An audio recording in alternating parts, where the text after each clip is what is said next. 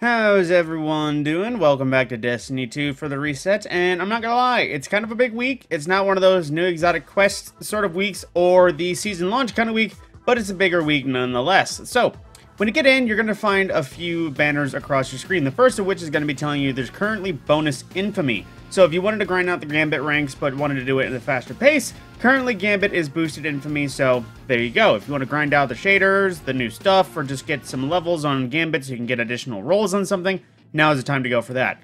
In addition to that, the official launch of Grand Masters this season has officially just happened. Now, it's a little bit different this time around, as currently there is only one Grand Master, and it is the one that is the weekly one, in this case, the Lightblade. But in a few weeks, the Grand Master node a gilding node, let me say, will appear. Now, if you don't know what gilding is, it's basically the process of doing every Grand Master in a season in order to gild it for the season.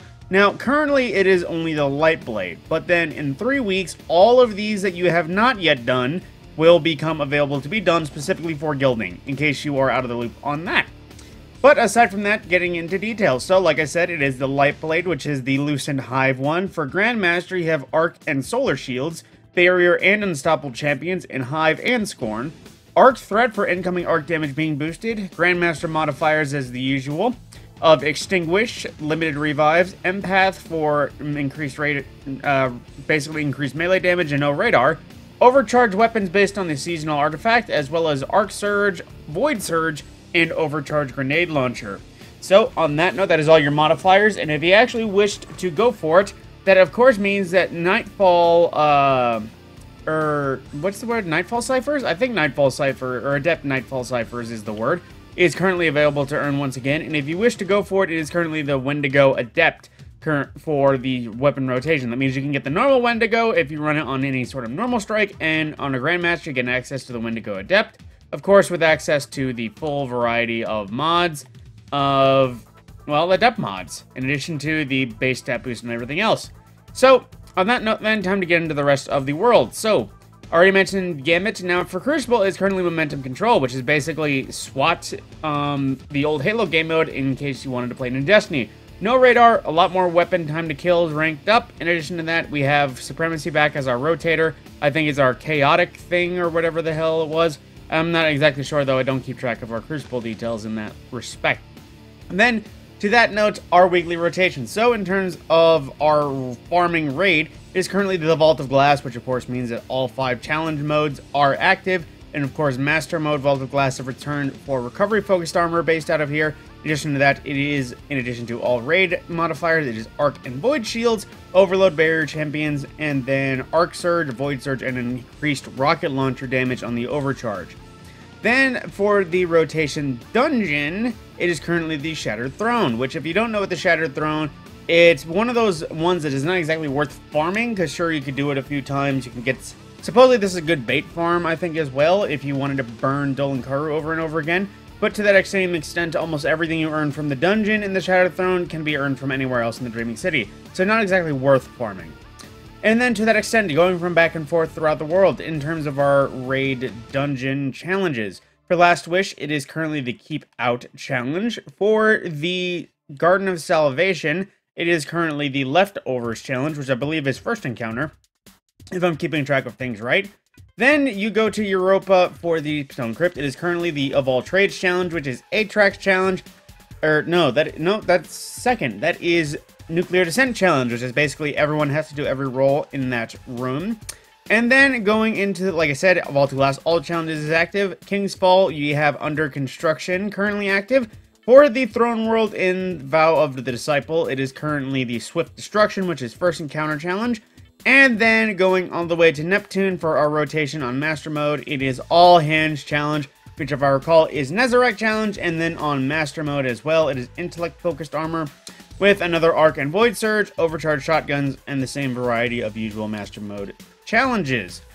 To that extent as well, excuse me, while we are still in Neptune, of course, it is the Vex Incursion Zone in Liming Harbor this week, and the weekly mission grind is on First Contact, which is basically the first mission of the campaign. Pretty easy one to go through and farm. And of course, that also means the Partition Hard Reset is currently available in case you were curious about the partition itself. Now, that is pretty much everything happening throughout the world in detail, so what is happening in the season? So it has gone around, I believe, of course, based on this, legendary salvage missions are available, which means they are no, well, it says matchmaking, but I doubt there's well, no, maybe matchmaking, it's hard to tell. But, pressed too many wrong buttons there.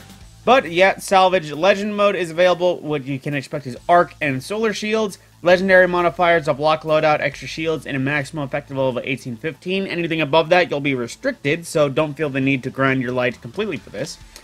And of course, there is all 3 champions currently available: Avoid Threat of Incoming Damage and Hive Incursion, making it so that there's a specific rotation. Basically, there will be Hive combatants. The jobs will be the Engineering, Ordnance Disposal, and Site Reliability, whichever that means.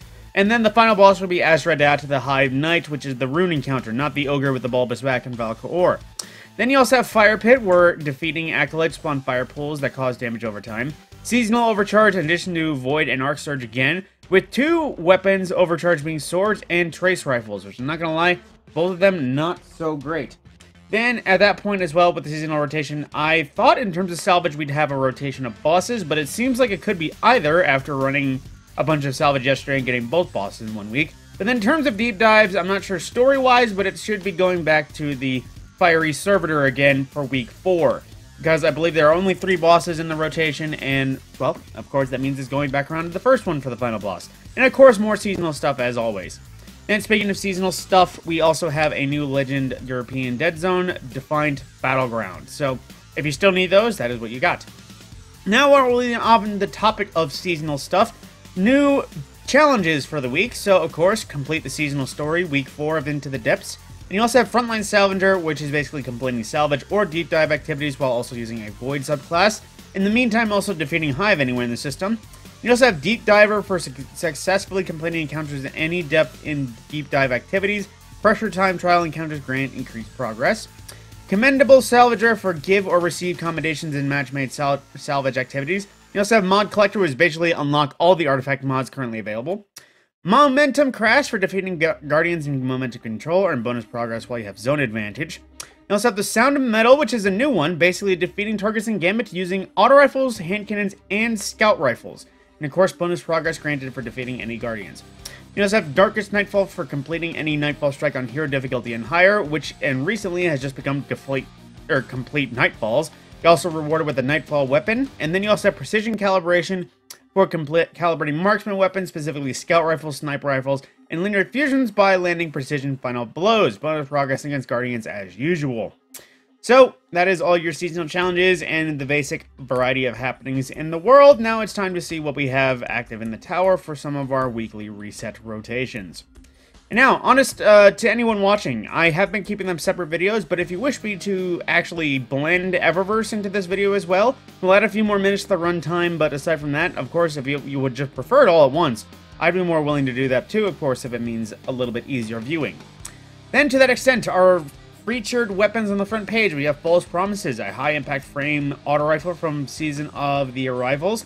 Solid auto rifle, but of course, counteractive perks, because subsistence automatically reload your weapon, and you need to reload manually to activate Sympathetic Arsenal. Solid rifle, although I wouldn't go with this roll. Then we also have Nezarec's Whisper, which is an adaptive frame glaive, which this roll is not half bad, especially for glaives, considering Impulse Amplifier improves reload, as does Frenzy, which I know a lot of people's complaints about glaives are reload speed in general. But in addition to that, this is something that is also craftable, so if you have need of crafting it and you have the deep side harmonizers, you can make this one yourself nowadays, as opposed to just having a base roll. Same thing goes with the Kelos Hand Cannon, very solid roll on it. Seraph rounds always great, as well as the Triple Tap and Focus Fury in case you're just interested in dumping damage in one target. But of course it is a vertical frame hand cannon, so not the greatest damage. But then Rasputin's Arsenal Origin trait, of course, also craftable. So if you wanted a better roll than that, as a matter of fact, that can apply to all of the weapons here, all of them craftable in case you wanted a better version. Or actually, no, I thought this was something completely different. I thought this was Taipan, but no, this is Tarantula, which is basically a arc linear fusion rifle. I know there's a few better options, but if you just needed something to go for burns and needed something to do precision damage, you could do way worse, although this roll, I would definitely not go with it if you're looking for endgame PvE. Then there's also Tarnished Metal, which is, like I mentioned, craftable. One of the best scout rifles in the meta right now, because symbol option being Volt Shot. I know it was recently nerfed, but at the same time, Volt Shot is still a very handy perk in comparison to many of the other base, let's just say, Dragonfly-style things. And then in terms of our main gunsmith options, we have Jaraka, which is a Vice Rapid-Fire Stasis Scout Rifle. While this roll is not the greatest, I would definitely wait for something better to come around, with things like Golden Tricorn on a Stasis weapon for any Stasis build, as well as access to a variety of decent perks. Definitely an outlier in the meta. They also have the old Sterling, which is a Strand Adaptive Frame Auto Rifle. Pretty much, if you recall the... I forget what it was called. Skaithlock. This is new Skaithlock. That is also Strand. So, while Focus Fury isn't exactly great on most auto rifles, because they are auto rifles, I would definitely also recommend this one. Although you would need a better roll on it, plus Field Tested is always a great origin trade. Then you also have the Decide, which is a shotgun that keeps appearing. Old Future War Cult Rapid Fire Void, but for the life of me, I cannot recommend this to literally anyone. There is so many better, especially in the crafted department for rapid fires. And then you have Konorak 22, which is a rifle from last season, a Suros Adaptive Frame auto rifle. I almost said scout rifle. And while it's not craftable, it's probably one of those things that has pretty solid PvP rolls, because Suros has always kind of shined in PvP a little bit more than usual. Although, of course, no access to sights, only barrels, and some pretty meh perks, if I'm honest. And you also have Palmyra, which is also craftable, so if you wanted better on this rocket launcher, or you just needed something for the go, I would recommend this one. Access to autoloader explosive light makes this one an Izanagi damage meta, if that's still a thing. But aside from that, pretty solid rocket launcher overall, in case you just wanted some multi-purposed rolls. And then you also have Marcelian C, the missing craftable grenade launcher from last season, basically a rapid-fire Hake grenade launcher, access to some pretty cool rolls, but of course, because rapid-fire grenade launchers aren't exactly that great, regardless of what you do to them, it's hard for me to wholeheartedly recommend this one. Now, to that extent, we have to check our shaders. Now, before we talk to Ada as well, one last thing I wanted to cover, because I keep somehow forgetting it. Bait and tackle. The current farming zone is the outskirts in the EDZ, so that is the exotic pond, basically, if you needed a idea for it. Exotics are more common, things are just generally more... there's more fish in that area, so if you wanted to farm out, I would recommend going to the outskirts in the EDZ. Now, aside from that, the last-minute shaders from Ada. Now, of course, returns and the forms of Satoa Tribe, which is a pretty solid-looking, very clean shader, if I recall. Nice silverish or shiny ice white with some blue, which I'm not gonna lie, I would use way more often in my general attire. Unfortunately, it is one of those live ones. It's hard to kind of tell here, but it does have a weird, odd radiance effect that kind of keeps it from being top tier in my mind, just because of, you know, it's hard to look at my armor when it's constantly waving. And then we also have the Echoes of Io that are worn. This is basically, you want to look like you're from Io, but you want to look a little battle-hardened at the same time. Roughs up your armor a little bit, too, if I recall. And then lastly, we have the War Cult scheme, which is basically War Cult from Season of the Dawn, or no, Season of the Warmind, with the exception of the yellow in my hat. This is some pretty good looking stuff. That's a pretty solid purple, and white is always a good combination. Then with that, that is everything for the reset. And like I said, if anyone actually cares or wants to leave a comment suggesting otherwise, I will cut the video out now, and I'll save Eververse for a different video. But in the future, if you would like to see me just combine those into one video instead of having the two separate ones, I will be, of course, listening to the feedback. With that, my name is Matt Scorpion, and I will see you in the next video.